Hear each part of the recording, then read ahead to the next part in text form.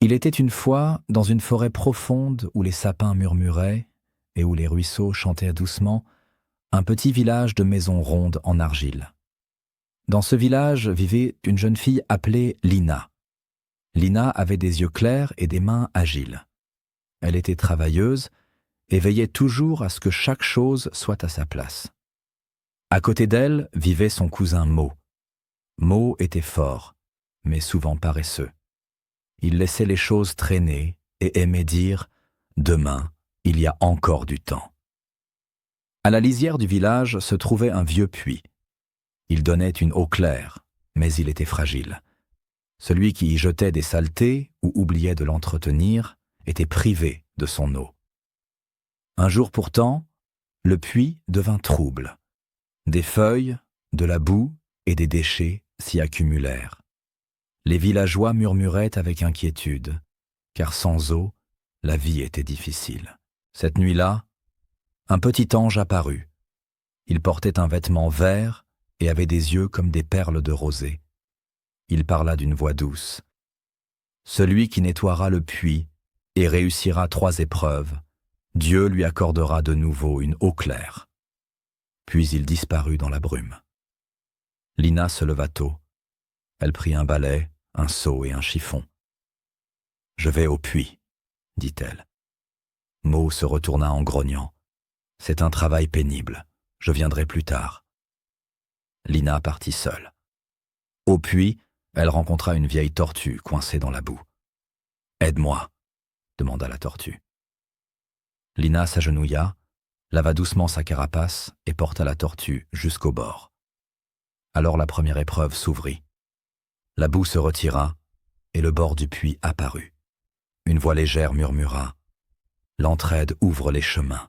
Peu après, Mo arriva lui aussi. Il vit que du travail avait déjà été fait. « Bien, » dit-il, « je continue alors. » Mais il jeta négligemment un sac de déchets sur le côté. Le vent le souffla de nouveau dans le puits. La forêt s'assombrit et le puits soupira. La deuxième épreuve arriva sous la forme d'une pluie de poussière. « Nettoyez ce que vous utilisez, » dit l'ange. Lina lava les pierres, rangea les outils et balaya les feuilles. Elle le fit calmement et avec soin. Mo, lui, se hâta, laissa la saleté et rit. Alors la poussière colla à ses mains et il ne put plus continuer. Honteux, Mo regarda Lina. « Aide-moi » demanda-t-il doucement. Lina hocha la tête. Ensemble, ils lavèrent leurs mains et les outils. Ils répétèrent le travail, pas à pas. La poussière retomba et la deuxième épreuve fut réussie.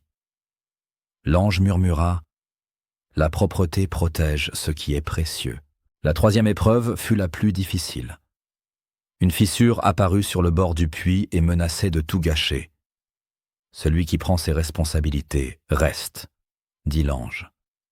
Lina resta et soutint le bord avec des pierres. Mo voulut partir, mais il se souvint de la tortue et de la poussière. Il resta. Il apporta des pierres, les plaça solidement et veilla jusqu'au lever du soleil. Quand le matin arriva, l'eau était claire comme du verre.